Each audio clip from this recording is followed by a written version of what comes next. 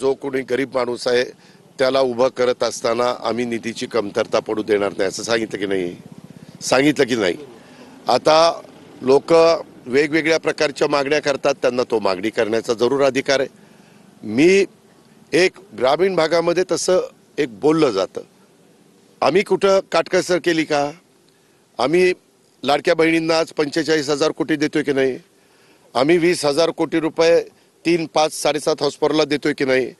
आम्ही श्रावण बाळ, संजय गांधी निराधार आणि दिव्यांगांना जी काही मदत महिन्याला द्यायला पाहिजे ती देतोय की नाही?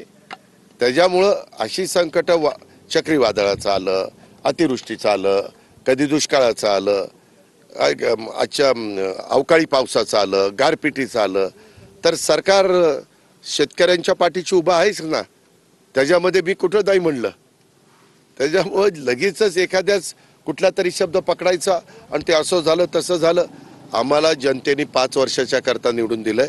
आम्ही आज सरकार चालवत नाही, अनेकदा वेगवेगळी सरकार चालवण्याचा आम्हाला अनुभव आहे आणि सरकार चालवत असताना सर्वसामान्य माणूस केंद्रबिंदू मानून ज्या ज्या काही गोष्टी कराव्या लागतात ते करण्याच्या करता आमचं महायुतीचं सरकार हे कटिबद्ध आहे.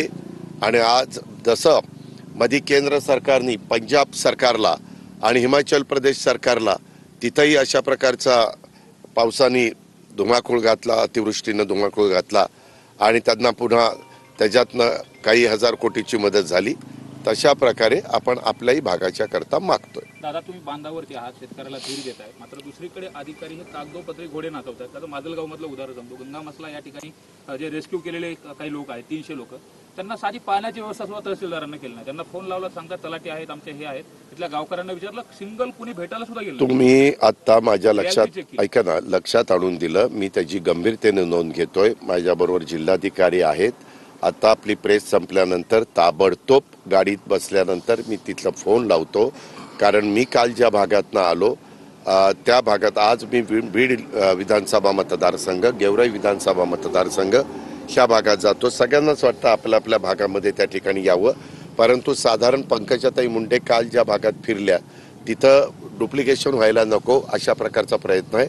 परंतु मी तिथल्या तहसीलदारला ताबडतोब त्या सूचना देईल. आणि स्वतः विजिट केलेलं आहे सर. गंगा मजलेचं सांगते, मी स्वतः आलेले आहे तिकडे काल. मी स्वतः रात्री रियालिटी चेक केलेली होती लोकमतनं. तिथं चपात्या बनवत होत्या, पाणी सुद्धा दिलं नाही. ऐका ना,